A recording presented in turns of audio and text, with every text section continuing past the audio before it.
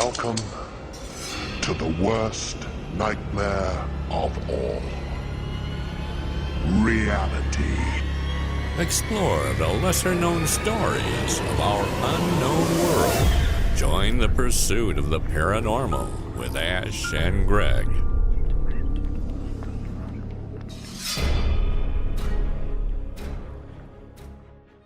Hey Greg, Happy New Year. Happy New Year to you. Happy New Year to you. Did you have a fun festive period? Yeah, it was okay. Working a lot, so didn't get much chance to do much. I was working till late on New Year's Eve, and I was back in New Year's Day morning, so I think I fell asleep at 10:30 New Year's Eve. And I woke up for the fireworks and went back to bed. So yeah, it wasn't not too much going on. What about you? Yeah, I don't really do much on New Year's Eve anymore. So quite one in, and yeah, heard all the fireworks going off from about 10 o'clock till about 2 o'clock. Yeah. And which I get because it's been a strange couple of years, so people are letting loose a little bit. And then yeah, my youngest, no, not my youngest at all, my eldest daughter, she was out in Oxford City till about 2 a.m. so to wait up for her. So yeah, it's dad stuff now, unfortunately. yeah. But did you have a good festive break? Because for people who listen to the podcast, we've still been putting out the episodes. However, we're fortunate enough that we're able to at least have a few days break. Yeah. Over the festive period. So yeah, now we're back at it with the first episode of 2022. I know, I can't believe that. So this is actually, when you think about it, this is the third year we're broadcasting in. So we had 2020, first few episodes, 2021, all of last year, and now 2022. So we're actually in our third separate year of broadcasting. That's crazy to say like that. So yeah, we've got some big things, hopefully, which we've discussed previously. So yeah, hopefully it'll be a nice busy year again for us. Yeah, lots planned, like you say. Down the Looking forward to pipeline. it. Yeah, definitely. And what we will do at the start of every month is give a shout out to those that have supported us in the various ways in the previous month. Yes. So obviously last month we launched our Buy Me a Coffee campaign, our merch store, which has been phenomenal. Yeah, that's been insane.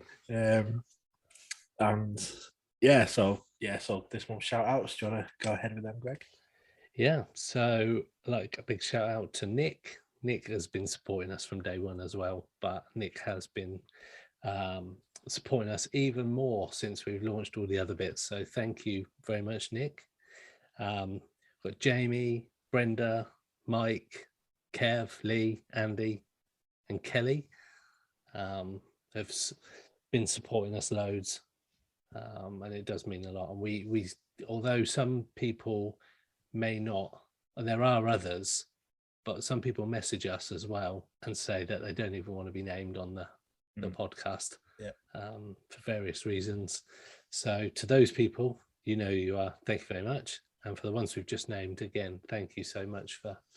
Yeah, and if you want to be on our next shout out in February, then you can support us on Buy Me Coffee at buymecoffee.com/paranormalpod, or the links on our link tree as well, which is linktree.com/pursuit the paranormal. Brilliant. So, yeah, thanks again, guys. So this our first episode of 2022. We are doing something a bit similar to what we've done before. Just in fact, one of our earlier episodes, I think it was around February time or March last year, we did an episode where we sort of highlighted some of the famous people that have had UFO sightings that they've talked about in interviews and in documentaries. And it was one of our most popular episodes. Yes, it was. Which is throughout like the whole last year. It's always been up there as one of the most listened to episodes. And we had Robbie Williams, John Lennon, Muhammad Ali, quite a few big names. Shaun Ryder, Kim Wilde, Steven Spielberg. Yeah, Tom DeLonge, and a couple of others. Yeah. In that episode, so we thought it's a popular episode. And especially recently, it's been a lot more of the sort of newer celebrities that I've been talking about. So I thought we'd do another episode where we got some audio clips of some celebrities and famous people recounting their UFO experiences. Some of these I've not heard of. I've also been looking at into who they are, and they are pretty popular people. It's weird because the ones that I didn't know, you knew, and the ones that you didn't know, I did. Yeah. So it's, yeah, a bit of a strange one. Yeah, and the reason I think it's important that celebrities, I mean, you hear again, like in the last episode when we did this, you hear when, especially when it's interviews that are in front of an audience, there's the laughter from the crowd. There's still that sort of playful side. People think because it is like Saturday night television or whatever, people, it's for entertainment, they do sort of make a little bit of a joke of it, even if the actual story is genuine. But I think it's for that reason that it's important that these people are talking about their experiences. So it allows other people to then, like, it's not just me. If these can come out in the papers and say, this has happened, and they're willing to look, like, to take on that ridicule by being in the paper, because they know it's going to get tabloids and press and stuff when they talk about it. Yeah. In fact, you've seen the Daily Star today? No. So the Daily Star in the UK, front cover is how there are lizard aliens ruling the planet. That's old news. That's old news. So I've got a very strange story to tell you about that. So yeah, so reptilians. I follow David Icke, or I used to, not so much recently. But some of his stories lean towards lizard people controlling the world's elite and all that kind of stuff. Yeah. Anyway, I was I bought the dogs and I was listening to Radio 5 Live. They had a caller on, and it was some guy from America. I can't even remember what he was talking about now.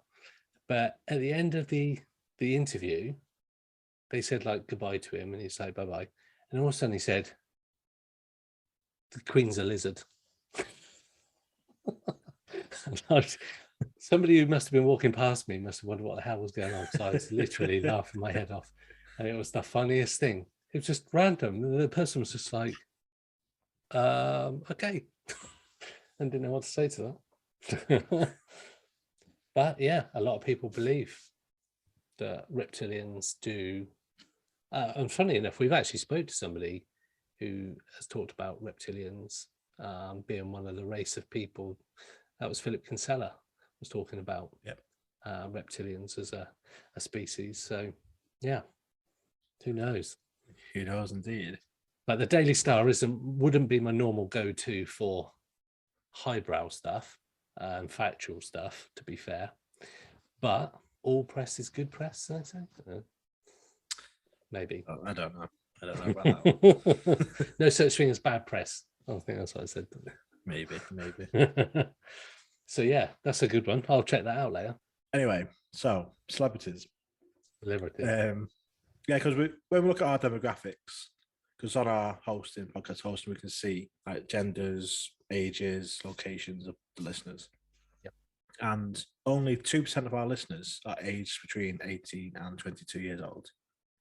This increases a little bit for ages 23, 27 is 5%, but still pretty low. So only 7% of our listeners are aged between 18 and 27. So that 10-year generation. Yeah. 77% of the listeners are aged between 35 to 60. My group. Your group. Not quite my group yet. Not too far off, but I'm not quite in it yet. Which is fine, which is just how it is. Obviously, we thank every single one of you for listening. But obviously, for the future of this topic, for ufology, for the paranormal, you have to engage younger people. Yeah. Like sports clubs do, they target young kids. They do cheaper tickets, free stuff for kids, get them involved, so then they grow up to be a lifelong support of that club and give all that money back over the years. Yeah. And it's no different with stuff like this. You need to get younger people involved to grow. And also you get fresh ideas, you get different things that people may not thought of coming through. So I guess if people, some of these celebrities that we're going to talk about today, if they get one extra person that's between 18 and 27 to just even think about it, because they might have even thought about it before. Like, it's just not been on their radar. they're like, oh, they've seen something unusual, and just they do a Google search, look into it, and then it's just that first sort of getting that. How when you ask the question, how did you get interested in ufology or interested in the paranormal? Mine was UFO sighting. Someone else's might be, I heard my favorite singer talking about it, and that's just one of the ways that people get reached. It's interesting because I don't think there's ever been a time when there's been more UFO stuff on TV. Like Netflix has got loads of UFO films. You've got all the documentaries, all stuff about Skinwalker. You've got all these kind of programs. So I don't think there's ever been a time. You've got Facebook where there's thousands of pages about UFOs. A lot of stuff is, well, we've discussed, but I don't think there's ever a time when there's been so much information about UFOs out there yet. Not as, like you say, the demographic is geared and weighted more towards the older generation. So, yeah, celebrities definitely do play that part. Yeah, sort of touched on the diversity side of things as well. We actually have quite an even split between the genders. Yes. It's like 48% male, 48% female, and then a couple of % non-binary or other gender. And the Shadows of Your Mind magazine from Dave Partridge, his latest issue, which you just look up Shadows of Your Mind magazine. He did a big feature on like women in ufology. Yeah. And all women researchers, women investigators. Because again, when you look at like typically, it is a male dominated field, like 95% of it is male. So I think that's a really good feature that he did, just looking at the females that are involved in this research and stuff that people probably not heard of. So you can go check out that article. It's in that magazine. I've actually got 2 articles in that magazine, so you can also read them while you're there. That's a shameless plug. Put that little plug in there. But you can go read about all these female.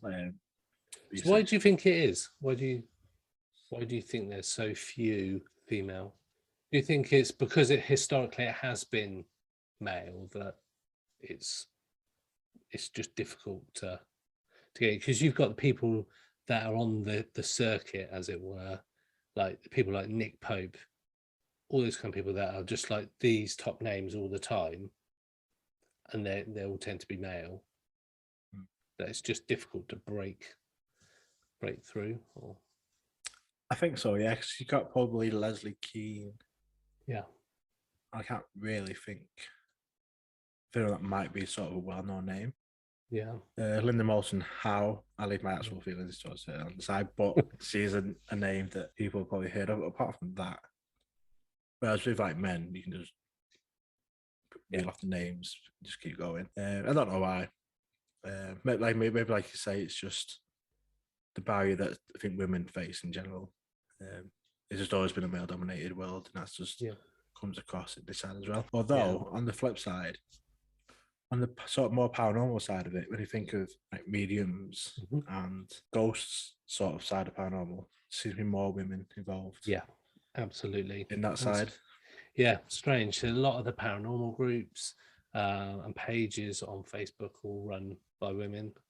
A lot of the live feeds that you see, a lot of the groups are run by women. It's definitely a lot, like in the group that I'm in, it's 50-50 split basically. So yes, it's interesting. Maybe women are more susceptible emotionally to like spirituality.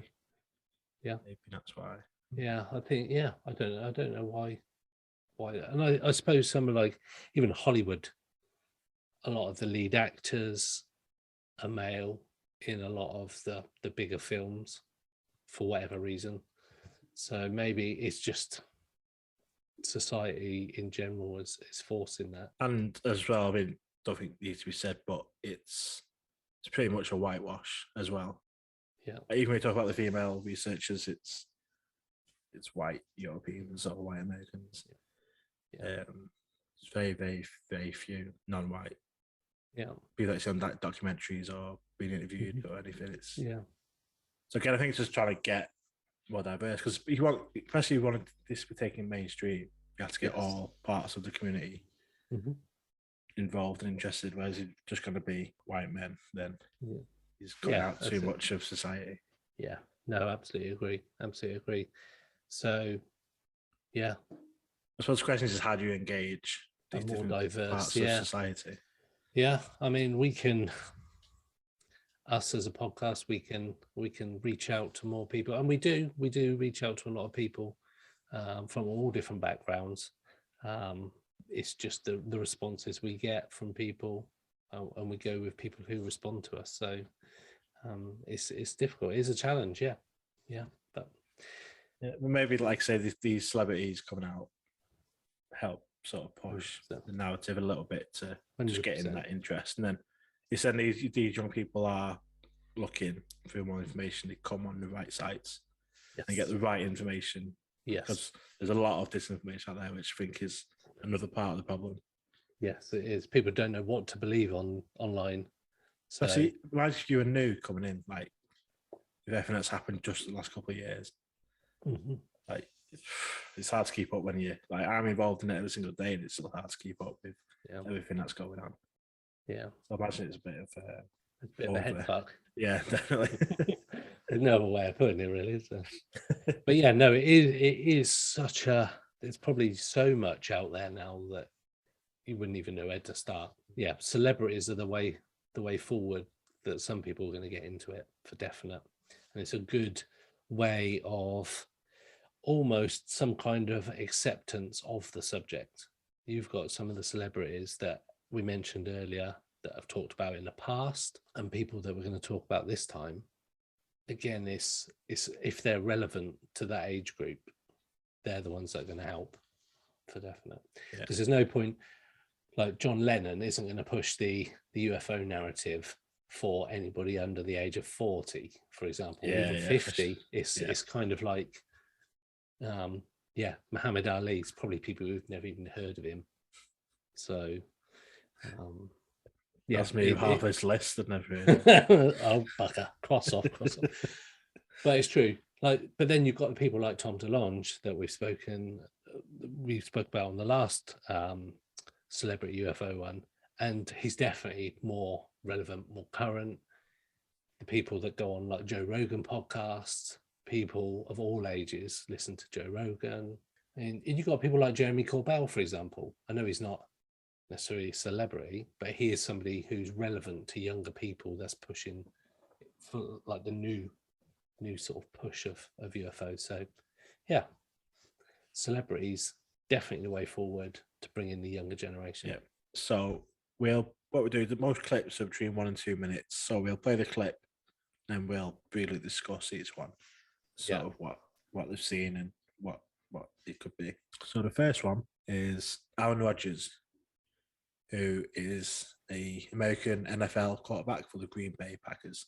One of the more popular, I think, NFL stars that a lot of people in the UK will know. Yeah.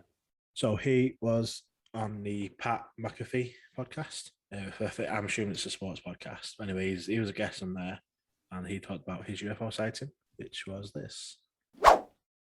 Anyway, long before this happened, 15 years ago, and I told the story on the Nerdist podcast with Pete Holmes, comedian friend of mine, but I told a story about how I was in New Jersey with a teammate of mine, Steve Levy, and Steve has been asked after I shared this on the podcast 5 years ago or so, he's been asked to verify my story, and thankfully he did. Steve. But it was him and his brother at their house in Jersey, and we saw a crazy thing in the sky that filled up most of the vantage point that we had. It was a snowy night. It was orange and moving in the clouds from left to right. And the bizarre part that was attached to it was that after it went out of sight and we were frozen looking at each other wondering what the hell just happened, about 30 seconds after that, we heard fighter jets. And if you've seen a flyover or you watch Top Gun or you've been to an air show, you know what that sounds like, the sound of a plane zipping by. It's undeniable. And there were 3 of them that seemed to be chasing whatever this was. Oh my God. I'm so jealous. And after that, I really got into researching that because we had this story that we couldn't explain. It wasn't in the papers the next day. It wasn't in the papers the day after that. That was never really talked about. And so it was just something that definitely got into and was interested more in, and I've done some research over the years. Had some other interesting experiences as well, but that was probably the most vivid and expansive interaction that never got talked about or explained. Wow. So what's interesting about that is obviously the fighter jets came over. Yeah. 30 minutes later. I mean, a lot of people, that happens. You see quite a lot of that where people will say they saw something and then 10 minutes later there's a police helicopter flying past the same area. Yeah. Doesn't mean it's related to what was seen. No, very true. But he said there's like 3 jets went over. 3 fighter jets. Yeah. I suppose you'd have to wonder why it's 30 minutes, because that's quite a long time, unless they're scrambled from somewhere a bit further away. But say it was in New Jersey, so you imagine they have fast response around New York and all that area. Yeah, pretty interesting. It's sort of like as well interesting where he's tried to find out what it was. Like he's been looking in the papers for the next couple of days. He's tried to research online. He's basically saw something. He's not just like say there's an antidote. He's gone looking to like I've seen something. I want to know what it was, and he's never been able to find out what it was. And also talking about relevance of the person doing the sighting. He's NFL, so NFL in America is like Premier League footballers in this country, in the UK. They have a lot of sway over all people, but primarily the younger kids look up to these footballers and NFL footballers as like absolute heroes. So especially on Rodgers as well. I mean, it was so point things. I'm a Chicago Bears fan, and I just wish that Packers didn't have Rodgers because he has just destroyed us so many times. Like literally, you want anyone that's you're behind and you need someone to pull something out of the bag, you want Aaron Rodgers. And he is literally like one of the best that there's been. Is there stuff you don't know about? Because I know nothing about NFL. No, I'm quite a big NFL fan. I've been to see it quite a few times over at Wembley and when it's come over. Seen the Bears at Wembley and like Dolphins and the Jaguars and stuff. They come over every year pretty much. So go once a year at least. So that in effect as well, that's a worldwide reach for somebody of his stature. He's got the global audience. So. Yeah, definitely. Thinking the Super Bowl, like just how big the Super Bowl. Even if people don't like the NFL, they watch the Super Bowl. Yeah. Or they want to know who won or they watch the halftime show or whatever. Yes. People generally have some interest in the Super Bowl. Yeah, so that's actually a really good celebrity UFO sighting or experience for definite. We're good to see if he does anymore, sort of. Maybe after he retires, he might become a UFO researcher.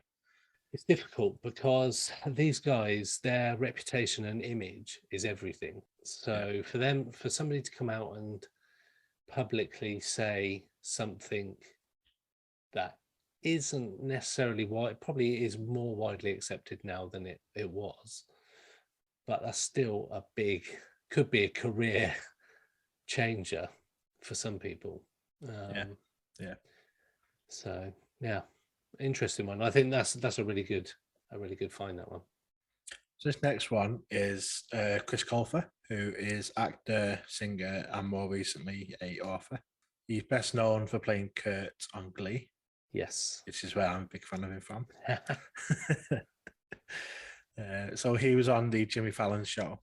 So again, it's a bit of a couple of little jokes in there, but it's a genuine site. And then there's a video. We obviously can't see the video on the podcast, but we put the video on Facebook on Instagram because Chris Colfer recorded his sighting. Wow. So I'll just play the audio now. You had an experience with a UFO. Yes, I did. Yes. Walk me through it. What did you know that you were going to have this experience? I did not know, as many people don't. So I'm a huge alien, paranormal conspiracist. That's like my hobby. It's like I love that more than anything else in the world. Yeah. And I was in the middle of Hollywood, and I was walking down Santa Monica Boulevard. Nighttime, daytime? Daytime, middle of the day. Daytime UFO? Daytime UFO, yeah. I just saw this thing hovering in the sky, and I remember looking up thinking, like, this can't be real. Like I want this too much, you know? Yeah.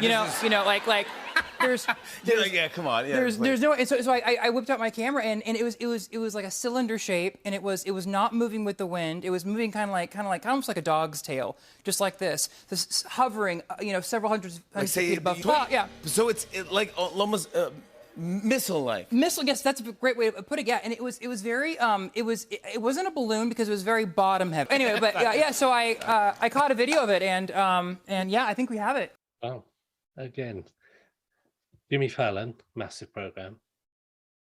Chris Colfer, massive celebrity, and Glee is a global phenomena. So it's definitely ticks are like the relevance for the younger people as well. I think everybody's heard of Glee. Yeah, I think it's probably more my age show when it was on. So I was huge into Glee. Yeah, it's probably 13, 14 years ago. Yeah, I think it was. It's still talked about a lot though. As a program, and obviously Jimmy Fallon is huge, absolutely huge. He's got a ride of his own at Universal Studios. Is he? Yeah, I've been on that a couple of times in Florida. Yeah, so he's huge. Anyway, and like you say, there's a few laughs in there where they've made like a little bit. But not too bad, actually. I cut out some of stuff that wasn't really relative to what he's actually talking about. Okay. That wasn't really needed. But yeah, it wasn't too bad. If it's interesting that Chris, because I didn't know he had like an interest in paranormal and aliens till I watched this interview. So that's quite interesting as well. But he's an author. I think it's kids' books that he's sort of doing. In a minute, but I reached out to him to see if he'll come on the podcast as well. Knowing that he has his like sort of lifelong interest in it. It's like finally he saw this UFO. Interesting when he's talking about wanting it too much, and he couldn't believe it as well because he's wanted it so much. But at least he got video footage of it. Yeah, Christ, it's one of the few people. Like we've said before, a lot of people have sightings and don't capture anything. So to have some kind of evidence or footage to back up what you're saying, that's fantastic. The daytime as well. And that adds weight to the credibility of his sighting massively. Yeah, and it's only the one sighting he's had. Like with myself, I've had like having interest. I've only ever had one sighting. I'm not. We have like people have sightings every night. Yes. And some people can view that negatively. Yeah. I think like you can't possibly be seeing UFOs this often every night. Maybe some people do. Yeah. So I think in terms of this case, it does like say a bit more credibility that he's always had this interested. And I was like, finally I saw something unusual. Yeah. Whether it can be explained or not, whatever, he's had this sighting and he's managed to get it on video, and it was good for him to have that experience. Yeah, definitely. No, I like that one. That was a really good one. So this next one is from Kesha, who I think is a singer. Female singer, yeah. American singer. She's been interviewed on Fresh 102.7 in the States. Fresh 102.7. We know that there are UFOs on the cover of the new album. Yeah, they're kind of everywhere. When you get the packaging, you'll see them come. I thought you meant like now. well, they are everywhere also currently. Because didn't you see some? I did, yes. Okay, okay. I go camping a lot. That's like my favorite thing. So part of like my inspiration, I think, for especially the album art, and you'll see for even more of the album art, I'm not going to give away too much, but has been that I like had an experience with UFO when I was in Joshua Tree and I was camping, and we are just like sitting on a rock, and all of a sudden there were fireballs in the sky. And for the longest time, my boyfriend and I were just sitting there and we were just looking at them, and like we were trying to figure out like all these like really rational reasons. So at least you had a witness. No, right? And he's very rational. He's a very rational guy. And I was like, am I just like, are you seeing this? And he was like, yeah, I'm seeing it. And I was like, because like I could definitely just, I don't know. Am I just making, is it? Right. Yeah, mind blown. Am I just, and he was like, no, they're like fireballs in the sky. And so we were like looking up online if there was some sort of art festival where there were fake UFOs or like a mountain or something that had fires on them that could look. We did everything that we could think of that could be like a rational explanation for these like fireballs in the sky, and then they like went away, and then we kind of forgot about them. So yeah, what I like about that one is like she's got her album cover that features UFOs on it, and because she's had these sightings. That's her album Rainbow, for anybody who wants to Google that. Yeah, interesting. And I like the fact that there was somebody else there, a boyfriend. They searched online to see if there was any art festivals in the area, to see what was going on. Yeah, so like Aaron Rodgers is sort of using a bit of critical thinking, trying to find, like in her words, a rational explanation. Yes. For what they saw. Which again just lends some credibility to.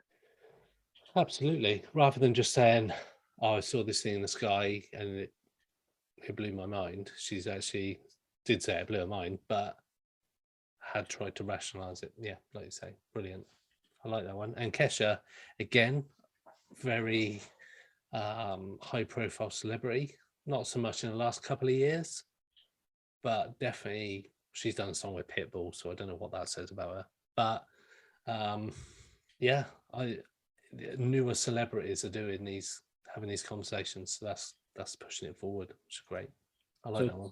Sort of talking about newer celebrities that have sort of been in headlines quite a lot with UFO sightings. Obviously Demi Lovato has been in quite a lot. Yeah. With their sightings and their sort of thoughts on the topic. I decided not to include any of their sort of thoughts.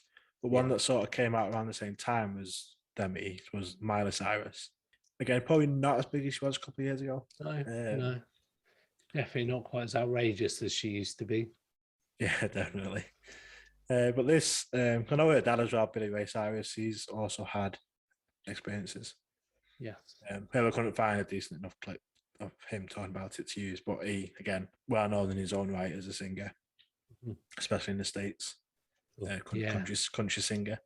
Massive, absolutely massive. So so him and his daughter Miley both had these experiences. So, but this one is a little bit different because this was an interview that she did for a written magazine, actually called Interview Magazine. So and it's this CleverNews YouTube channel that actually just read Miley's words from the interview. So it's not her talking; it's her words being spoken by CleverNews. These aliens seem to be targeting all of Hollywood. While speaking with Interview Magazine, Miley recalled a time when she and her friends were followed by a UFO while driving at night, and at one point even made eye contact with an alien. She said, quote, "I was driving through San Bernardino with my friend, and I got chased down by some sort of UFO. I'm pretty sure about what I saw." Miley went into further detail, adding, "The best way to describe it is a flying snowplow. It had this big plow in the front and it was glowing yellow. I did see it flying and my friend saw it too." I just have to say that the fact that this doesn't even phase most of us out due to the monstrosity of everything else that happened this year is slightly alarming. But anyway, one thing you should probably know is that Miley did end up admitting that before seeing the UFO, she had, quote, bought a weed wax from a guy in a van in front of a taco shop, explaining that it could have been the weed wax. But according to her, more likely than not, it was an actual alien. One reason why Miley was so sure was because she also added that even other cars stopped to observe the flying object, and clearly not everyone on the road was under the influence. Even more bizarre was when Miley added that she saw a being sitting in front of the flying object and that they had locked eyes. She said, "It looked at me and we made eye contact. And I think that's what really shook me, looking into the eyes of something that I couldn't quite wrap my head around. I was shaking for like 5 days. It f***ed me up. I couldn't really look at the sky the same. I thought they might come back." So there's a little bit to unwrap with this one. Obviously, by one admission, she'd had a bit of weed. Yeah. Beforehand, but does weed make you see things? I never really done it.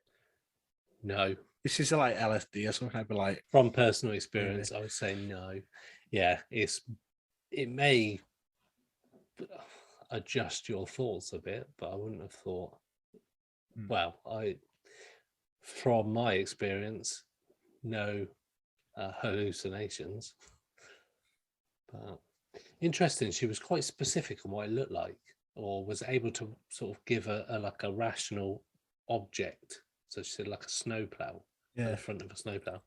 It's quite interesting because although we don't have so much of snow plowing in the UK, in all the American films and that, you see the snow plows, and Simpsons, you see the snow plows. So I've got an idea in my head.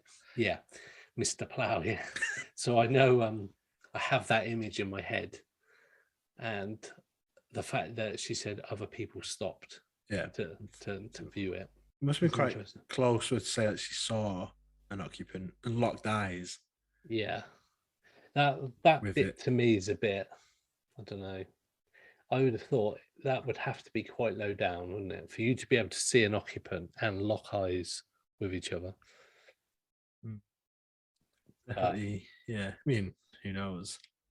Who knows? Yeah. But one thing that the guy that was reporting it said, which is quite interesting, is that this sort of stuff coming out, because this is either early 2021 or late 2020, I think, when this was all sort of made the mainstream news. And he said that because everything else that's going on, it's like, oh yeah, someone saw an alien. It's not really like notable because everything else that's going on is so crazy with everything that's happened the last couple of years. It's not that big of a deal. People, it's just like, oh, something else has happened. Maybe if this wasn't happening with COVID, there may be more attention. Like with the other stuff that come out of America, with the task force report and the creation of this office, and the videos being confirmed as real UFO videos from the Pentagon. Yeah, because they buried that right at the start of the pandemic in April 2020, and they said, yeah, these videos are real. They are videos. They are, by all accounts, UFOs. We don't know what they are. Yeah, that was buried as the pandemic was at its sort of biggest news, maybe in April when all the lockdowns were starting, everything was happening. So it was buried in the news, and sort of what I was saying is that people aren't paying as much attention as they might have done if everything else wasn't happening. Are you saying that disclosure is happening and the pandemic is being used as a way for covering up disclosure? That sounds to me like what you're saying. Could be choosing that. That's why they're choosing now to do it. Yeah. I mean, they could have orchestrated the whole thing to release it, but more likely that they're just using it because it's happening. Well, now's a good time to do it. Let's do it now while the shit's hitting the fan. Yeah. Let's get on page 11, not page 1 of the newspapers. It's definitely a good time to get bad news or different news out, isn't it? Definite. But again, Miley, fully relevant, young audience, young kids love her. I've followed her on Disney. I imagine all of the reruns are still showing on the Disney Channel for her show, and I can't remember. Hannah Montana, that's it. I should know. I had to endure years of that. And Billy Ray Cyrus actually in that as well. Yeah. So I think there'll always be this young audience growing up with her, and then for her to come out and say stuff like that will resonate with some people. Definitely a high profile sighting there. The next one is a rapper from Chicago by the name of Lupe Fiasco. Yes, indeed. And he was a guest on the Big Boys Neighborhood Morning Show. I think that's another podcast type show. Yeah. And this is him retailing his story. I feel. You feel? Because like, there's no way to prove it, yeah. Right? But when I was 11, I definitely had an extra worldly experience. Mm-hmm. What? You know? Yeah. What was left behind, Lupe? I had got like a scar on the bottom of my ankle. Like, and you don't know where it came from? I don't know where it came from. I never had surgery there. I've never remember falling there. I've done martial arts my whole life. The whole thing. It could be something from that. Was this when you were in Chicago? Chicago. Oh man, those things happen all the time. You don't remember like leaving one night and coming back and waking up? He was like, 11. No. What it was I remember I was and this one we was kind of poor. Right. So it was like me and my cousin. Right. He was laying. He was head to foot in the bed. Right. And the way I was laying, I could look out the window. And I remember. She said, "Ooh." I remember like waking up and just being like shocked, like I was surrounded by all this like electricity, and I was trying to call and wake my cousin up and roll out to bed, and I couldn't move, right? And then it was just, I seen all this blue, like, got surrounded by like this blue electricity. It's really weird, right? And then, so you would think, okay, you know, it's electric shock. I'm trying to move, and I'm really getting shocked. I really feel like, I'm getting shocked. So I look out, so it stops, and I look out the window, and I see like a black disc fly down in front of the window, sits there, then flies out, and it's like maybe 7 in the morning. It wasn't like a night thing. It was like this black disc flew down and flew off into the thing. Again, there's a couple more things there to wonder about. But obviously, he said he's 11 at the time, so quite young. Yeah. And I think we spoke about how the brain remembers things differently when you're remembering things that happened in the past. Yeah.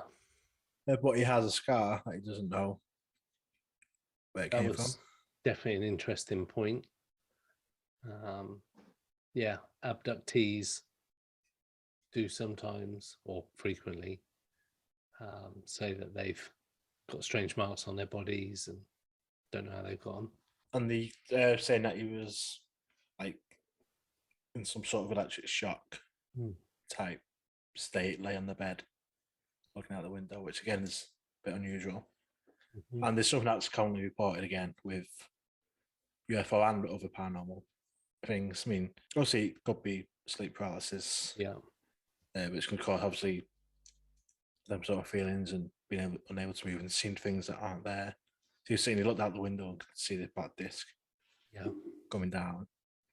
But it is interesting because like these things are in isolation. So you got the scar, you got this electric shock type feeling and seeing this disc all at the same time or the same sort of day as in the morning.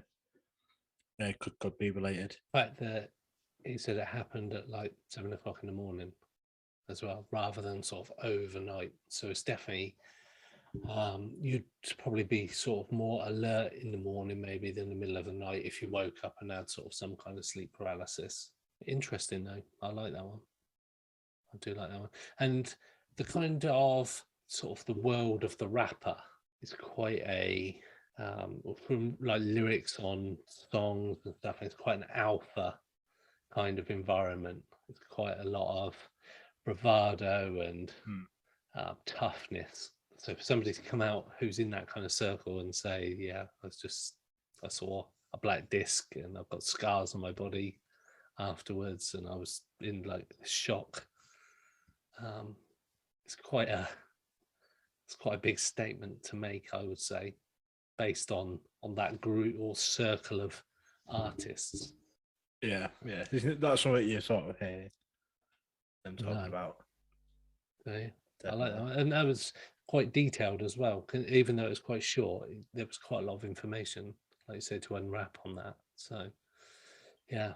So these next two we've got. So first up, we've got a bit older, probably a bit more your generation. These next two. Maybe the one after this one might be a bit older than that. I don't know. So I don't know who she was, but anyway, the first one out of these two, is actually quite come back into a bit more relevance with the release of the latest Ghostbusters. Yeah. Well, this is Dan Aykroyd on the Joe Rogan Experience. And I've had 4 sightings myself, quite vivid. The first one was in Martha's Vineyard. It was 4 a.m. I got up to take a leak on the balcony there, and I looked up in the sky, and about 100,000 feet up, I saw 2 glowing discs flying in echelon formation. You saw this? I saw this. How old were you? I was in my 30s, yeah. And so I look up, and I see these things, and they're moving, man. They're going from horizon to horizon, 20,000 miles an hour. And I've been in an F-5. I've had it in my hands. I've been in a B-25. I know helicopters. I know aviation. I know meteoric bolides. I know what's not a meteor and what is. I know what's a helicopter and what is. I know what's the moon and Venus. 2 glowing round objects, 100,000 feet, maybe 20,000 miles an hour they're doing, because they went across the sky like just in a zigzag formation. So if I screamed to my wife, my friends, they got out, the 3 of us saw it, and I said, and they all knew it was something unusual. That was my first sighting. Okay, now who knows? Okay, meteoric bolide. There are many people that can dispute that wasn't real. But I know what I saw. I know what my friends saw. I know what my wife saw. Those things were moving. They were glowing fast. They were flying in formation. And they were doing enough speed to get from basically the right side of my eyes to the left side of my eyes really fast. So Dan Aykroyd, I do believe, has had quite a few experience, and that's been quite outspoken on the UFO topic. I actually listened to that episode of Joe Rogan when it was released. It's Dan Aykroyd's really is a fascinating character. He wrote the original Ghostbusters film. So, and he's also, if anybody's drunken Crystal Head vodka, the Crystal Head bottles, that's his vodka company as well. So he is a big guy to come out with UFOs, and that's a quite a well descripted sort of sighting as well. Unsure about the height though. It's like 100,000 feet. Yeah, it's quite hard to gauge. Yeah. What's that? It's 30,000 meters. The horse is quite, like I said, quite well versed in like being on planes, being in helicopters and stuff, and I like the way he just rounds off like it wasn't this, it wasn't this, it wasn't this, is what it wasn't this. Yeah. And again, it shows that he's done a bit of due diligence on what I saw, and quite a few people saw it wasn't just him; it was his friends, was it his wife? Yeah. And he is a credible guy, like you say. He's clearly tried to discount normal stuff, which is really good. And the fact that people are doing it rather than just blindly saying, "Oh, I just saw this alien spaceship," and nobody else did, and it was incredible. The way you've saying it sounded a bit like he's probably been challenged quite a lot in the past. Yeah. Like he's probably been used to people saying, "Oh, it was Venus," or "It's birds," or "It's this." He's like, "It's not this. It's not this. It's not this. It's not that." Yeah, which is pretty good. Yeah, definitely. And to go on someone's show like Joe Rogan's show, Joe Rogan potentially would push back quite hard on stuff like that, because Joe Rogan went through a phase of believing UFOs and aliens and all that kind of stuff. Then he sort of stepped back from that thought, and I think he over the last few years now he's gone back into the mindset that actually aliens could exist. Yeah, Dan Aykroyd, very credible from my point of view on that one. Next one, our final bit of this section. Yes, is Shirley Maclaine. Not in my age group, just to clarify. I was looking, she's like, I think 90. Yeah, definitely 90. Definitely not. She was retiring as I was born. So fair enough. So I hadn't heard of her, so I was Googling her a little bit. So yeah, she's a very big actress. Yeah, actress, singer, and all. Lots of things. So she was on Larry King. Larry King's like the old school version of Jimmy Fallon, like that kind of talk show host kind of guy. The part of this as well, which is pretty interesting, which we'll come on to after it, but let's just listen to this one. Have you ever seen one? Yes. What did you see? Craft. That's about it. When it comes to how I felt when I saw it, I'm like you. I don't go that much into the feeling. I want to go, wait a minute, I just saw a craft and it went like that. I saw many of them in Peru. Oh, my Lord. I went way up at 13,000 feet, and all the scientists had people there. The skies, searching the skies, making evidence, making pictures, etc. I mean, it was like an skewed bowling alley watching all this craft dart across the Why do you think, and it would be a guess, they have not arrived and talked to us? I think that for some reason, our governments, especially the American government, don't want to disclose it. Why? I wouldn't fear it.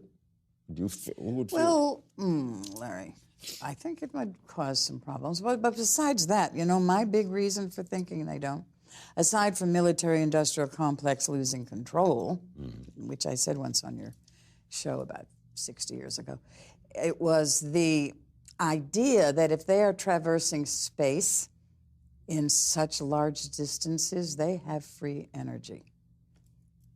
If we knew about that free energy, all the global elite would be out of money.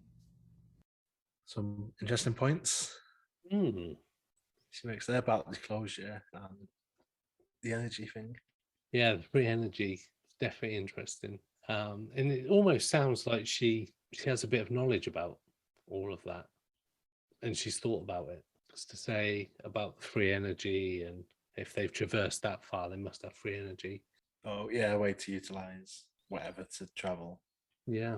without needing fuel. Yeah. The fact that she said it was a bit like a bowling alley and they're traversing sort of the area. Yeah, it definitely sounds like an interesting sighting she's had. It doesn't say how long ago it was. I don't know. No, I was just about to say, it didn't say how long ago it was.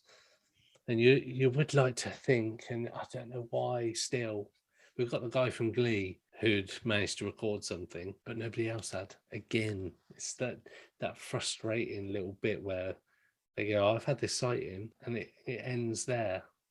Yeah. Or some other people saw it with me. Cool.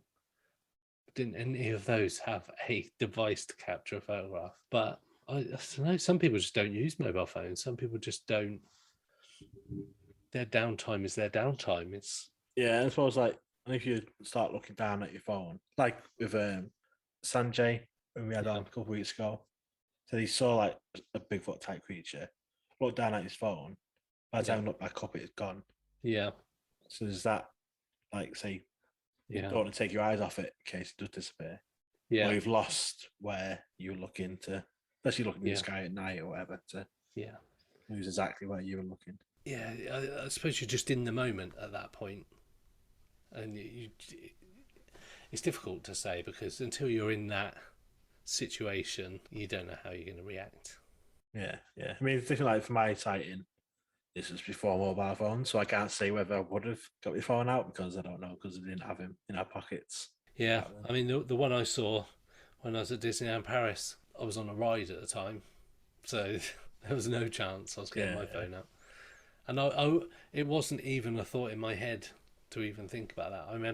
I can vividly remember seeing it. I just looked up, saw it, but I didn't once think I should get a phone out and have a look at this, take a few snaps. It was just like, oh, there's something there. Yeah, I think when, like, if you've seen something really profound, like if it's like a light in the sky, it looks like a satellite that's moving out there, is a sighting, but it's not like if you see a craft outside your window or walking through a forest and you can see an occupant, that is a life-changing moment.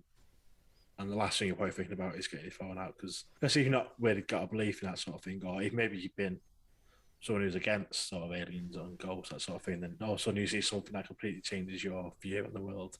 Yeah. Your life's just going to turn upside down. So you're probably not thinking about getting your phone out. No, exactly. To record. Like what Larry King said as well about not about disclosure. He said, "I don't fear disclosure," is what he said. So it'll be interesting to sort of see what his thoughts are, whether he believes, what his opinions are. Just the way he said, I wouldn't fear disclosure. Just like he's saying, don't care what they tell me. I think some people, they know that, like in their head, they know aliens, for want of a better phrase, exist. Some people will not accept it regardless of what they're told, and other people on the fence. So I think if you're that steadfast in your mind, you know, you've done a little bit of research maybe, or you've had your own sighting, you don't need to be told that aliens are real because you kind of know anyway. I don't think I fear disclosure either. I think what is good about the whole thing is I believe there's some sort of alien civilization that comes from which, however they get here, I don't know, but I believe there is something that comes and people see it and people get abducted. I do believe that. Yeah. Obviously, being an abductee or an experiencer in that way is obviously scary for them people that have gone through it. Yeah. And some have a lifetime of these experiences and these things happening to them. Mm-hmm. But if this civilization were going to do harm to us as a whole, we'd already be gone. Definitely. So that's why you don't need to fear it, because if they were going to destroy us or make us slaves or all the Hollywood alien invasion routes they go down, I think they would have done it already. Yeah, I completely agree. They clearly don't mean mass harm to us. I think maybe, like, say, for experimentation, for observation, if anything, that's what they're doing. Yeah, it could be like us with other animals on this planet. We have a look at them to find out how they tick and learn more about stuff. And I imagine when we go to Mars and we see these colonies on Mars, potentially, that if we are sort of almost the alpha technology, the dominant or top of the food chain or whatever you want to call it, and we go down there and start doing that, they probably have a similar thought to us, having it done to us, that if they wanted to kill us all, we'd be dead by now as well. Yeah. So it's not quite what Hollywood makes out. Certainly in the 50s and that, when people were people taking over brains and all that kind of stuff, and some of the old school UFO and alien films. But yeah, no, interesting accounts from people that are influential in their own field and fields. Especially, I like the NFL one. The fact that an NFL player has come out and said that's massive. Yeah, and a prominent, like, you could have someone that's a defensive tackle for the Bills. Like, no one's going to know him. Like, really, not going to know the name, but someone of the ilk of Aaron Rodgers makes it that extra. Like, let's take note of this guy. Yeah, and I think out of all of them that we've listened, I mean, Miley Cyrus's one is another big one, a big named one, but the NFL player, I think they've got a lot more to lose than somebody like Miley Cyrus by coming out and saying these things. Because kind of with Miley, you kind of like, actually, I'm not even surprised she said that. Yeah. Do you know what I mean? After everything she's sort of done publicly over the last, say, 10 years or so, and like all the stuff she's done, and the transformation from like Hannah Montana up to modern day Miley Cyrus, it's not a shocking thing from her. But Aaron Rodgers, NFL, that's the one for me. I think that. Yeah, I agree. Is the most influential out of the lot, I would say. Yeah. So what we do is we'll end the show with a handful of other celebrity experiences. We're not going to talk about these. We'll just play them out just to end the show with. So yeah, that's it for this week. We hope everyone had a very happy new year. Yes. Here's to 2022. Looking forward to it already. Don't forget to check out linktree.com/Pursuit of the Paranormal for all our different links, our website, our Buy Me Coffee, our merchandise store. You can hear interviews that we've been on other podcasts on there. You can get in contact with us there. You want to say hello, you want to talk about anything we talked about in today's episode, about diversity, about younger people, about women, getting involved in the topic. Let us know what you think. Do you agree with us, or are we talking shit? Just let us know. And yeah, we'll see you next week. Sammy Hagar talking to Howard Stern. Were you visited by aliens as well? Yeah, and I had a UFO experience, and that was in 67, 68. And you weren't high or anything? No, I didn't do drugs. I didn't even drink back then. And who visited? They just randomly picked me, and I woke up while they were doing it. I'm going, what the fuck's going on? My room was white. I mean, I was like, I couldn't see anything. It was a complete whiteout. I laid there, couldn't move. All of a sudden, they said in another language, just telepathy, this is done. You know, he's waking up or whatever. And they yelled a numerical code that was obviously, you know, like your passcode to get into your shit, you know. Yeah. And boom, it was almost like a wire in the air. And I woke up and it was black, and I was shaking and I couldn't move.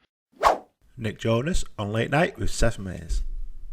Demi Lovato, you are friends with Demi Lovato. You work with Demi Lovato. Yeah. She's been on the show. She's absolutely lovely. She has some ideas about aliens.